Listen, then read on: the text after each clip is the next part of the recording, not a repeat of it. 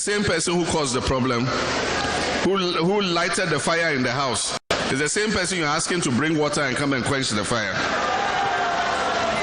If this didn't happen, perhaps people won't appreciate the work that the NDC did.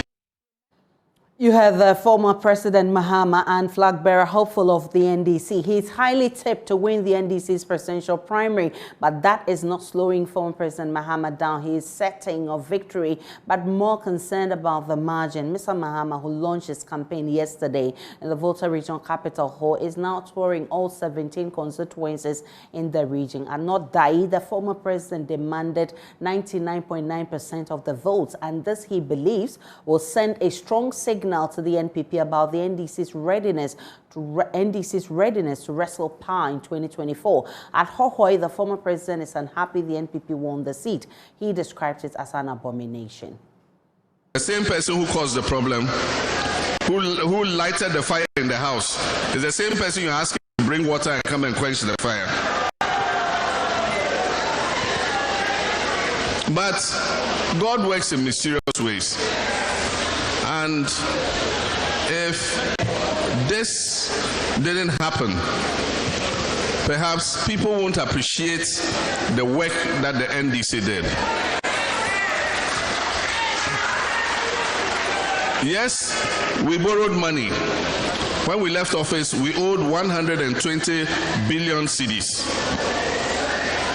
But we built a new port for Ghana, a new harbor. You should go and see it. State of the art. We built a new airport. We built an airport in O. We built the University of Health and Allied Sciences.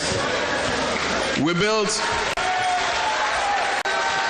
of Health and Allied Sciences. We built community day schools. We built hospitals and health facilities across the length and breadth of this country.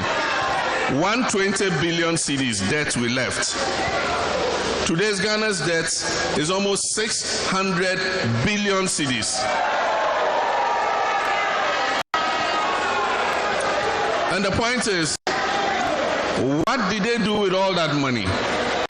If NDC had borrowed what they borrowed, almost 400 and something billion cedis, today Ghana will be like Dubai. It won't be like this. Because if today we even say we are broke, we would have been able to show you that we have used that money wisely to modernize our country. But unfortunately, there's nothing like that. And so, Ghanaians are looking up to us, NDC. And it's a responsibility we must take seriously. To win the election, the first thing we need is unity. And we must take our seats, Hohoi seats, back from Atiglingi.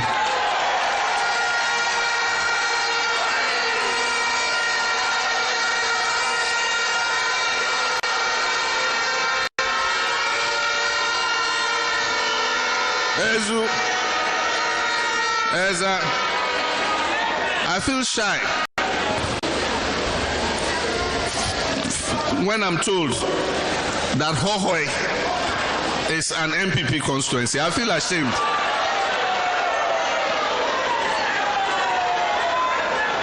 It's an abomination that we must cure as soon as possible. And may it never.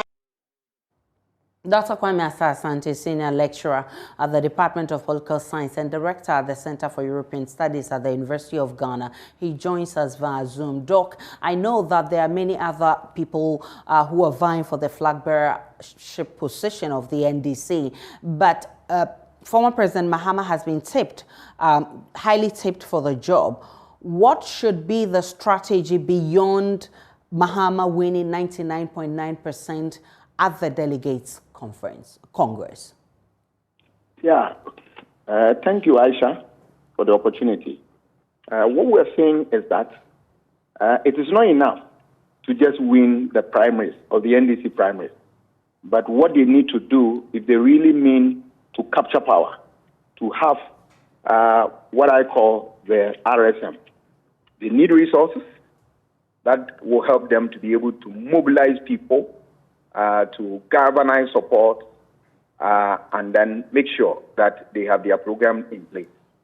And apart from resources, they need strategy, workable strategy, a strategy that will be able to help them to deal with all the lingering challenges that confronted the party the last election. And they need, manifesto. And manifesto, I'm talking about manifesto that will resonate with the people, that is in sync with the interest of the ordinary man in the street, everybody. And the other M is what? Your message. A message that is bringing hope to the people, a message that will help the party to drum home what they have for the people of this country. These are some of the things, the basic things that they need to do. But to do that, they need to begin to hit the ground, take data, and then begin to analyze the data and put them along the lines I'm talking about, that you want to begin to use them for your manifesto, and you tease them out for messaging and the rest of them. The NDC will tell you that their manifesto for the last elections really captured all that you've been talking about. What are the gaps that needs to be filled? If you look at the NDC manifesto, I think they christen it as People's Manifesto. Yes, it touched on a lot of things, but you and I know that from that time to date, a number of things have changed. One, if you look at the economy, I'm not sure at that time that was the nature of the economy, for which reason they drew a manifesto that would suit the present circumstance at that time. But today, things have changed. So they need to do a tweak on the manifesto to be able to bring it alive with the current realities on the ground. Not only that, that you are also looking at what? Unemployment figures. I'm not sure they still stand the same. You need to work on that. Issue of infrastructure, right? Are we seeing more at this time, for which reason you need a certain number to augment what already exists in the system? So they need to look at their manifesto one more time, and then make the necessary changes to suit the changing circumstances of the time. They can't say that they want to maintain the same thing and then use it for the campaign. That will be absolute, obsolete at best when they go to the election. They need to tweak it a little bit. Dr. Kwame Asante, I'm grateful for your time. He's a senior political science lecturer at the University of Ghana. He's also director of the Center for European Studies. Now, let's head to Parliament, because Speaker of Parliament Alban Bagbin has admitted two crucial motions filed by the minority. First, the minority wants the Finance Minister Ken Ofori-Atta to present for approval government's debt restructuring program. The second motion wants Parliament to conduct an investigation into the National Cathedral related controversies. Parliamentary Affairs correspondent Kweku Asante joins us with details. First, Kweku, what are the details? So, Aisha, there are two private members' motions. First, having to do with the debt restructuring program. The Finance Minister Ken Ofori-Atta was in Parliament only a few weeks back to brief MPs on that debt exchange operation. The minority were not so excited with the responses that was given by the Finance Minister. It is their contention that under law, the Finance Minister, Ken Ofori-Atta, is expected to put the full details of both the domestic and external restructuring programs before Parliament for consideration and approval. They say that the minister has not done so yet, and they are expecting him to do so. So, led by their leader, Dr. Asafotufiam, they filed a private members' motion, which has now been admitted. If it goes through, we expect that the Speaker of Parliament would have to direct that the minister puts these documents and this information before Parliament for consideration and approval. The second has to do with the National Cathedral project. Government has sunk in so much of state resources into that project. The minority have always insisted, led by their MP, Samuel Okudzeto Ablakwa, that some underhand dealings have gone on around that project, some specific issues that have gone on which have not been approved by Parliament. And so they've been asking for a parliamentary probe into that matter. That motion has also now been admitted. And so as per Order 78 of the Standing Orders of Parliament, these motions having been admitted, notices would have to be given, and that has been done, and they have been advertised on the order paper of today. The business statement that was presented by the majority leadership for next week does not necessarily have any specific date for these motions to be taken. We know that next week, President Akufo-Addo is expected to appear before Parliament to brief MPs, or actually to deliver the State of the Nation address. And so there's not so much room for some of these motions to be taken. But the minority leader has been at pains to insist that these are very crucial motions that they want to be dealt with as soon as practicable. And so next week, we'll see exactly when this will be taken, if it will be taken at all. What processes are these motions expected to go through, Kweku? So ordinarily, once they are listed on the order paper, the movers of the motion will move it will be seconded, it will be debated.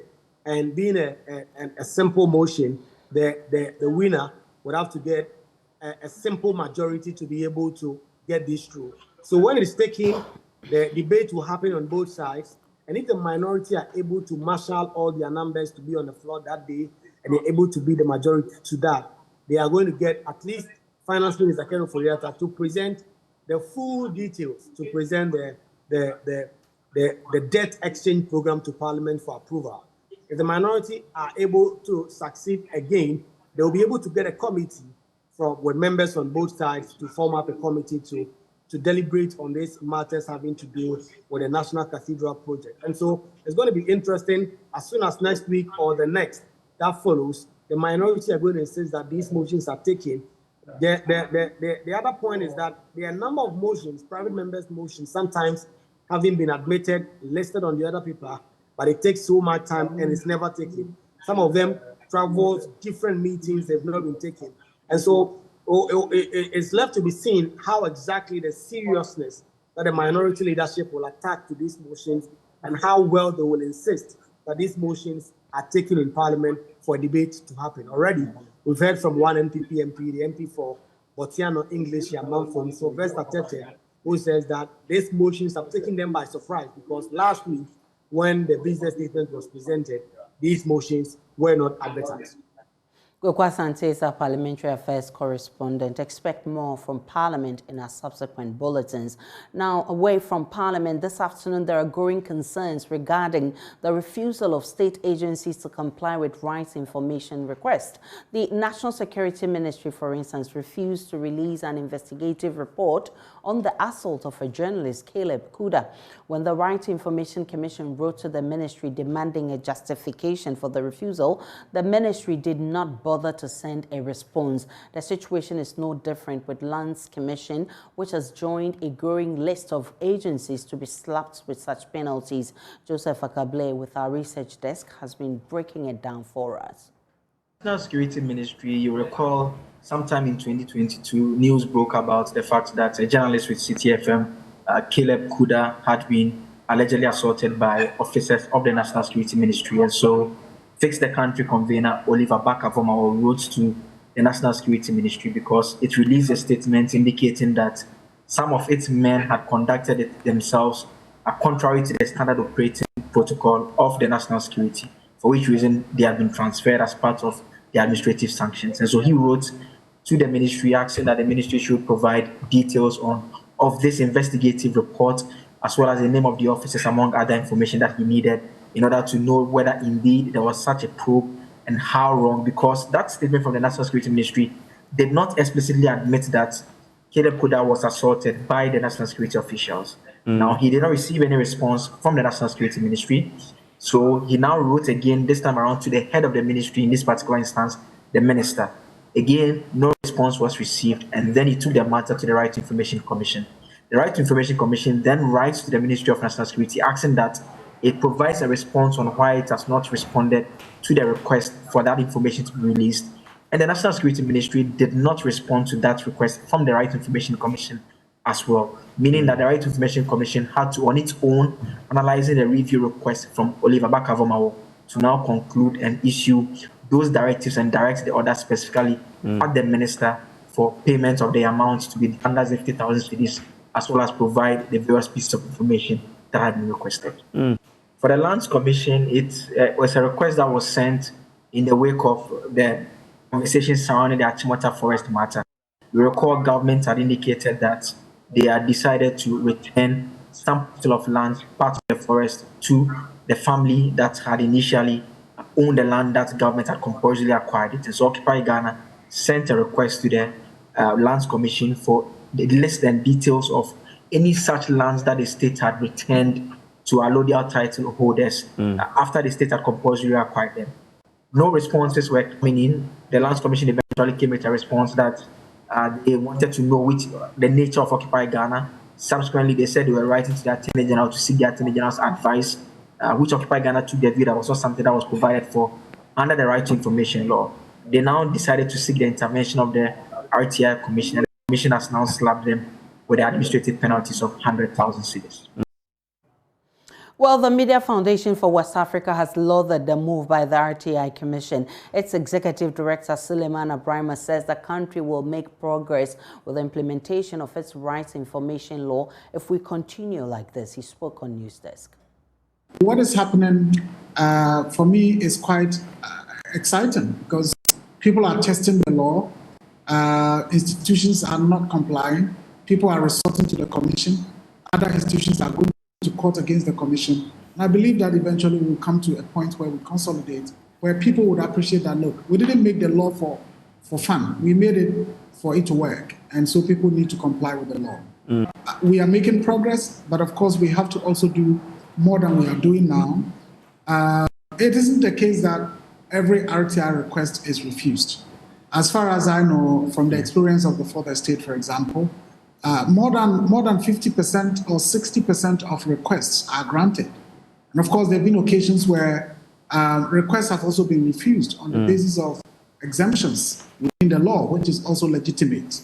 Apart from that, the fact that the Commission is finding or imposing penalties is a mark of progress. I know that several of those institutions that penalties have been imposed on have not yet complied.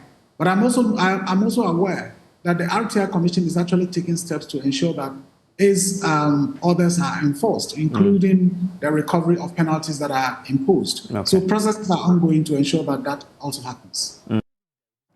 Some persons living with disability in the Ashanti region are protesting against government's failure to build an orthopedic treatment facility.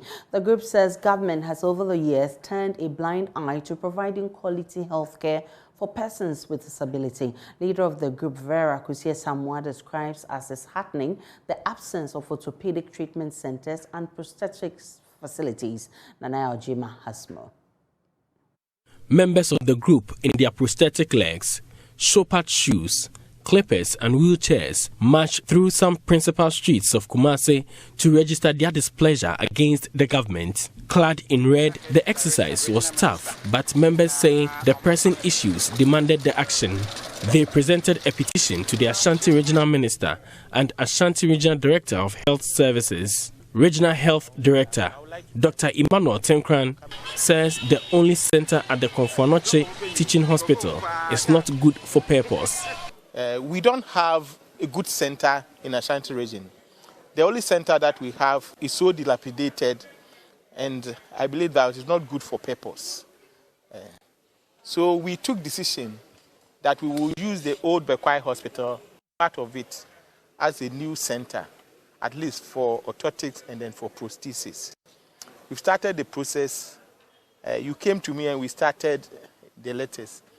I've sent a couple of letters to the Director General to see whether we can initiate a new center, because the one that we have in Ashanti region is not good for purpose.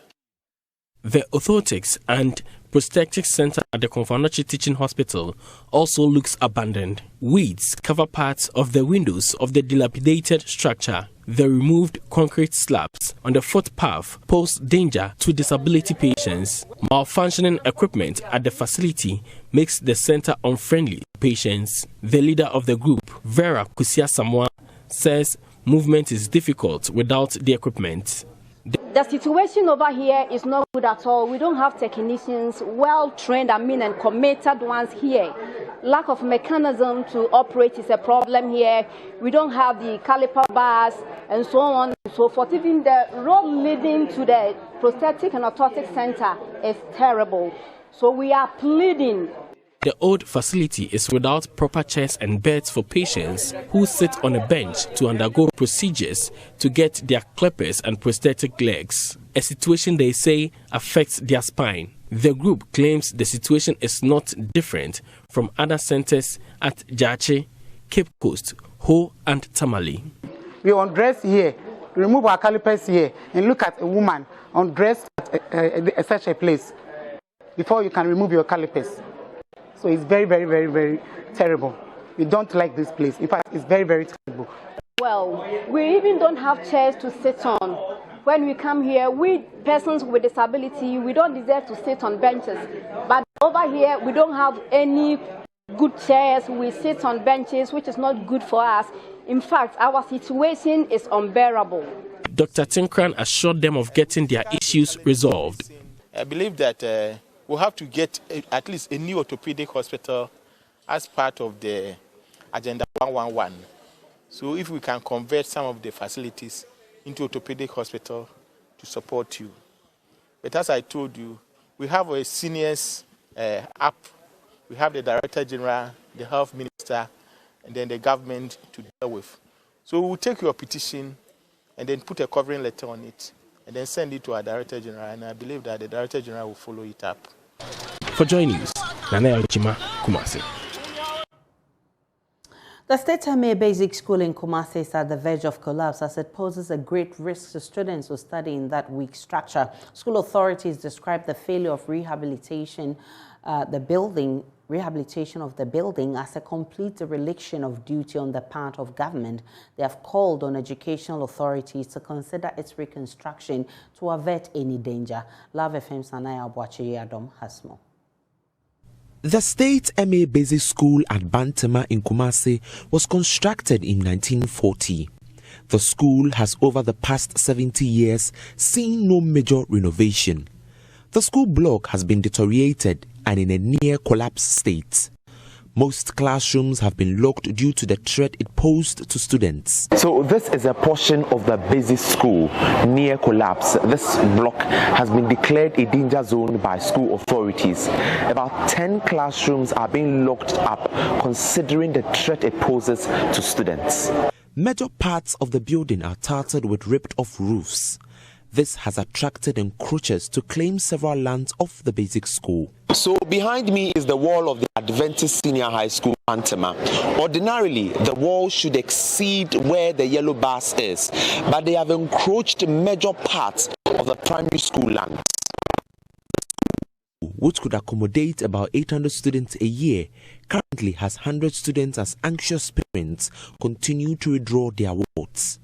Chairman of the school's management committee, Peter Kwesi-Pepra Jemfi, is worried about the neglect. The foundation of the building is near to collapse, and even the roofing, some of the roofings have been taken off. So considering all these things, we won't allow the people to come sit inside and study, because it's not even advisable for us to allow the students and the teachers to enter and study. The state of the school, if care is not being taken, if no action is being taken, we will wake up one day and hear that there is a kind of other tragedy or something that we are not expecting. I won't stand here and say I'm a prophet of doom to bring any bad news or talk of bad news about the school. But if care is not being taken and if immediate action is not being taken, I'm afraid to say something bad will happen to this school. So I'm appealing to the MP, who is also a product of this school, Honorable Asafotufiam Boachi, to come into our aid and rescue the school. The accountant of the school's management committee, Bosiam Ponsa Mensa, called on the government and alumni of the school to come to their aid. Regional Minister, we are appealing to Regional Minister. The 2-4 completed this school. He came to state primary, state SHS. We are appealing to him. Mr. Charles Rekubrobe Tarzan is also an old student here. Mr. Alan Chematen is an old student here. A lot of people. We are appealing to all old students of state primary, state schools to come to the aid of the school, to come and then help raise the image of the school. Some students also pleaded for the renovation of the school building. The building is not good. I am afraid of the building can break. When I come inside today, I am afraid. If I am sitting inside today, I am not comfortable. We are pleading with government. Please come and face our school for us. We are scared. So among the about 20 classrooms here at the State MA Primary School, this is the only surviving classroom, as other classrooms pose a threat to the lives of students. For Joy News, reported. And in our Ghana Man series, fetching water with a basket sounds like a fruitless and unintelligent thing to do. But can you believe that this is very possible? In our Ghana Man series, Kojo Yangson takes you to Adan to meet traditional priests who are able to fetch water without the water dripping.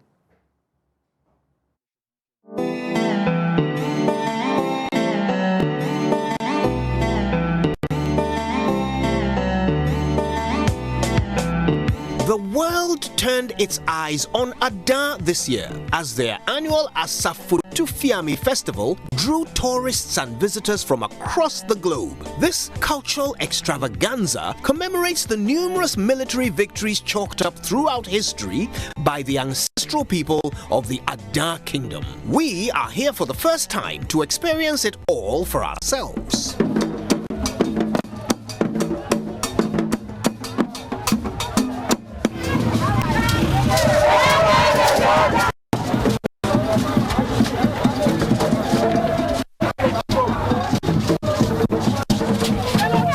The loud rhythmic drumming and the bright red clothing, the unceremonious loud bark of the muskets and the heady mixed aroma of gunpowder and goat kebab leaves one in no doubt whatsoever that you are at a festival.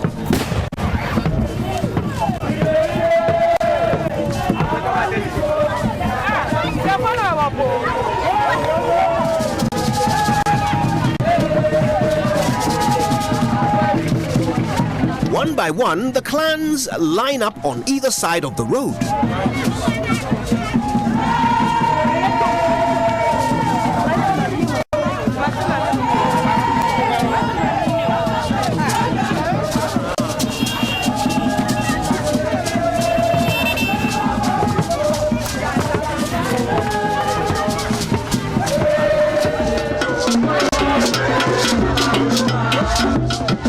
The second half of today's ceremony takes place on the riverbank. This is where the whole Adan township follows their traditional leaders to the waterfront to thank the gods for victory and to cleanse their bodies after the bloody battle.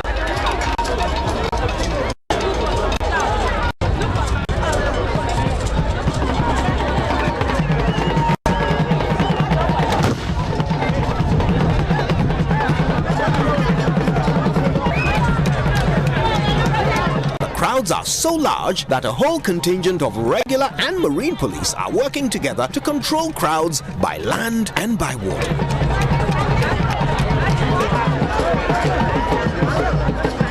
That's a basket. Now, that man, that priest, is going to use the basket to fetch water from the river, and the water will not spill. I don't know if you can see. All right? See, that's a basket full of water that's not spilling. All right? Now they're going to carry that basket back, and then some of the leaders are going to drink from it. But as you can see, the water is not spilling from the basket.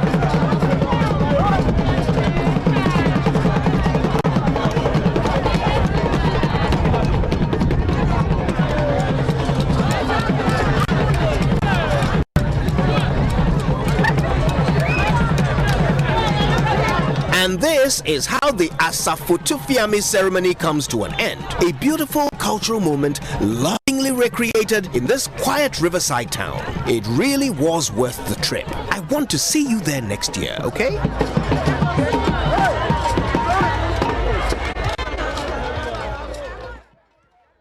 We're still live on Joy News today. When we return from this break, there's business shortly.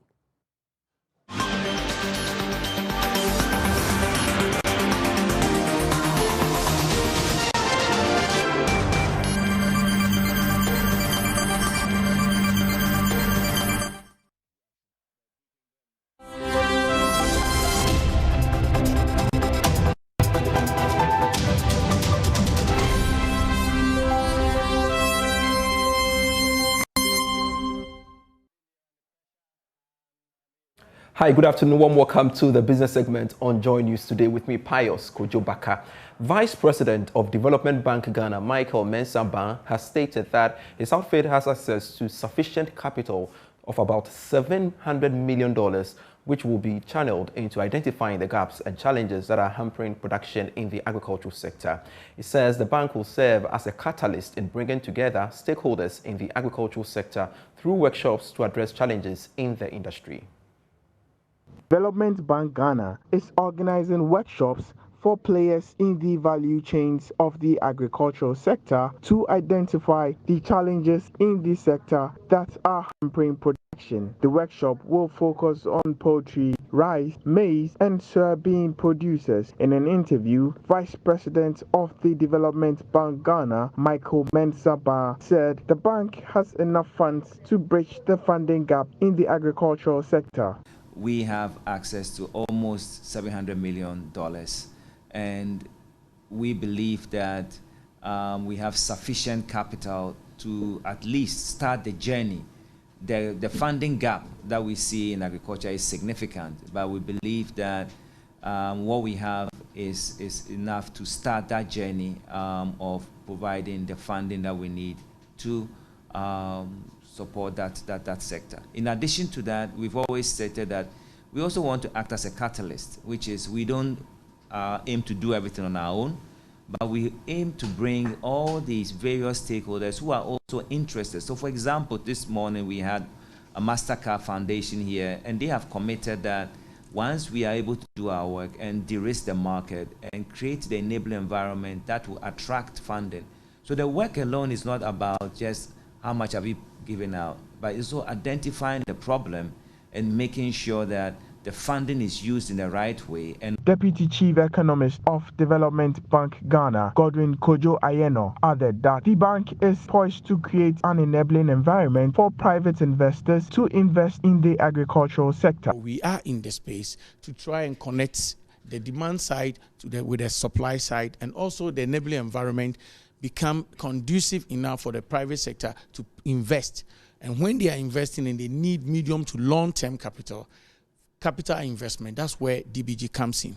Of course, we work together with the participating financial institutions. We do not take deposit, nor we give money directly, but then we work through the financial institutions to ensure that private sector enterprises, businesses, especially in the 4 value chains that we have mentioned, maize, soya, poultry, and rice, that will become self-sufficient in the medium to long term.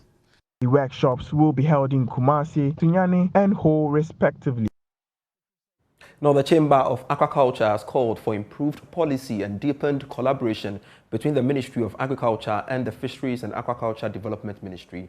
According to the Chamber's CEO, Jacob Ajika, research arms of the various ministries should be able to find raw materials which could serve as alternatives to fish feed. This call comes after fish farmers complained of the hike in fish feed. He's been speaking with my colleague Isaac Atasei on Joy Business Social. Well, unfortunately for us, we just don't have the alternative because we are producing the feed locally.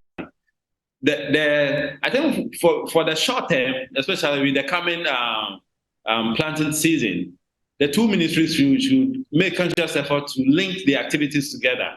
So the farmers under the Ministry of Food and Agriculture should understand the demand of the fisheries and aquaculture development. This is in terms of fish feed raw materials. To understand the volume that we need and the quality that we expect. So, for example, if it's about issue about moisture content, I'm sure the Ministry of Food and Agriculture should be able to invest into this equipment, or Ghana Commodity Exchange should be able to invest into equipment that can dry the maize, for example, which we use as our carbohydrate ingredients to the standard that fish feed producers want. Then also we need to start investing into research. At the moment, one of the main sources of carbohydrate for fish feed ingredients is maize. You have other materials, raw materials around that we can look into. For example, cassava. Is it that cassava chips could be the alternative for the carbohydrate ingredient? I mean, we should be looking into that as well. So we have to start researching into alternative fish feed ingredients, especially for carbohydrate and for protein. So by this, we're going to have at least some guaranteed quality. So issue about maybe a farmer supplying a particular volume that after you do your test and the rest, you have to bring the quantity reduces because of quality issue, can be eliminated within the shortest possible time. That's it for Business for Now. I am Pius Kojobaka. I will be back at 1 p.m. with the marketplace. Pleasure serving you. Sports is next.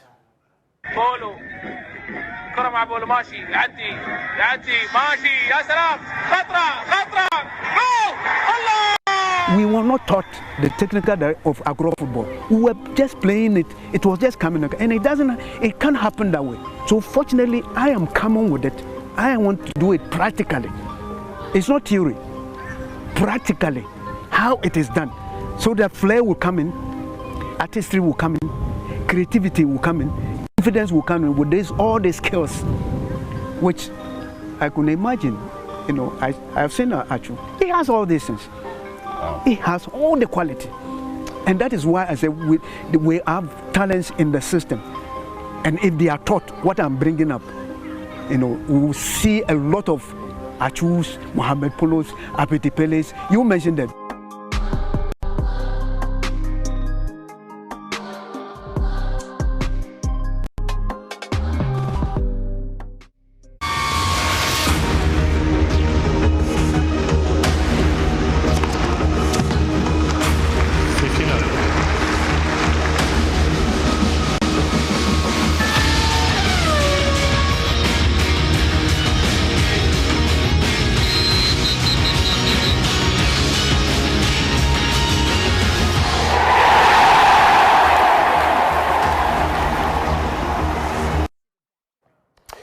Nabila here with sports on Joy News today. Director of Africa Associations for FIFA, Gelson Fernandez, wants football facilities improved to ensure smooth development of young talents in Ghana. Gelson, who has spent 2 days in the country engaging the Ghana Football Association, the sports mission, and other stakeholders on how to develop a football. And he also been speaking about how there can be collaborative efforts to ensure that there's a fast track in terms of the development of football talents. I think we have a lack of infrastructure within the country for the youth. If we want to compete at the highest level, we need an appropriate technical center. I think the president is aware of that, and the whole executive committee and the whole federation. For us, it's not easy. That requires investment, because without this, it's very difficult. I think the kids in this country deserve that opportunity, that platform. We all want and would love to have a strong league here in Ghana, which is not easy, and we there need also the clubs to have a better structure. But you know, in terms of capacity building, I think there is also things we can do from an administrative part to lead football in this country. So this is things where when I come back in office in Paris, this is things I will analyze and see what are the next steps, and where we can keep helping the federation to develop, because we want our federations, when they go to the World Cup or when they go to African Nation Cup, to shine. And for this, it needs preparation, but it also needs stability, you know, because if you start something and every time you have to restart again, this is not good. The country is not having a nice moment because we take some information before we are coming, and I believe football has a strong possibility to give joy to the population, and from this point of view, we have a massive responsibility. I have a responsibility, but also the federation. For them alone, it's not easy. You also need the government. You need FIFA. You need CAF, and you know, the most important is I'm here for football, because I'm a man from football, and we talk about football and Kurt and the federation. This is what we want. We want to develop football. I'm not here for other reasons. He was recently at the Ghana Football Association Technical Center. The third edition of the Dream Tournament came to an end at the McDown Latam Park on February 27. The tournament, which has become a platform to showcase Ghana's top footballing talent, saw a Sporting Club Accra emerge as winners after they beat defending champions Wafa 2-1 in the final to claim the title. My colleague Elon Benaya Dafiamapo was there and comes through with this report. The two-day event drew top scout Sebastian Annesen, agent Marcel Verman, and many others. Also in attendance were Switzerland Ambassador to Ghana, Her Excellency Simon Giga, and EU Ambassador to Ghana, His Excellency Achad Razali. The tournament, which was organized by young Ghanaian football agent Daniel Boifio Jr. in collaboration with Empire Sports Agency, saw 4 teams battle it out in the competition, as they all sought to impress the scouts and agents in attendance at the Magdan Park. Clubs involved were Sporting Club Accra, West African Football Academy, Raza Academy, and Academia Planet Foot du Togo. In the end, Sporting Club Accra were crowned champions after beating Wafa 2-1 in the final. Organizer of the Dream Tournament, Daniel Boifio, explained the motive for the event. This is my country, Ghana, and I know how we have talents here in this country, but the opportunities, like getting the opportunities, is very, very difficult. You know, we have the talents, but the opportunities aren't there. And so, to me, God being so good, I got in touch with my partners and decided to organize this tournament in order to give the players who deserve to be up there, or to be, up there, a chance, you know, to showcase what they have. And it was a very, very good tournament. We had quality talents, very good players, very good performances by the team, and I'm just so happy for what is coming up next for these players that are selected. Yeah. That's your sports for now, but we do have more sports stories on myjoyonline.com, and also at 2 p.m. when you do join us for the conversation, my colleague Ato had with Mohamed Apollo. Up next is World News.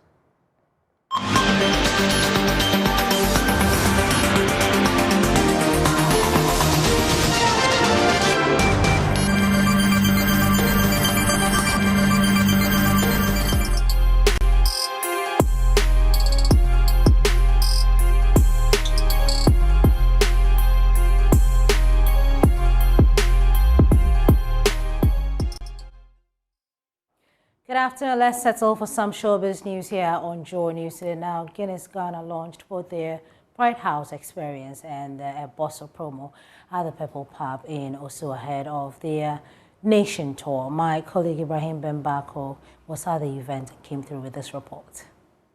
2, 1, let's go!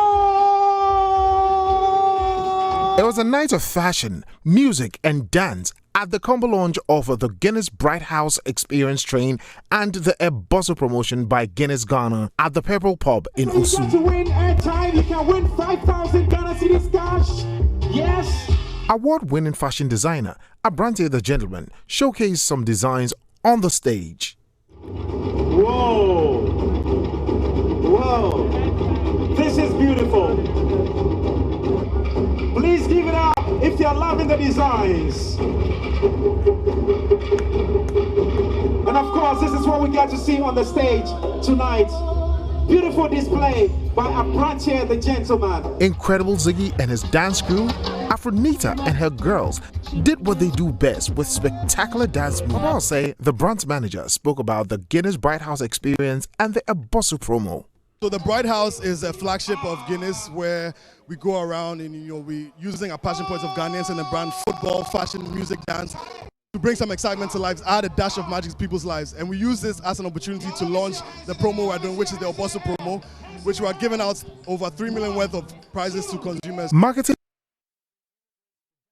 Well, on that sober note, we end showbiz here on Joy News today. That's more showbiz news in our subsequent bulletins. Good afternoon to you, Aisha. That sober looks very appetizing, I know, Becky. I know. It's a Friday. We can go and have some. Yeah, let's do that. Let's do that. That's how I wrap up the bulletin this afternoon. My name is Aisha Ibrahim. Log on to myjoyonline.com. There's more of the news there. Do enjoy the rest of our program.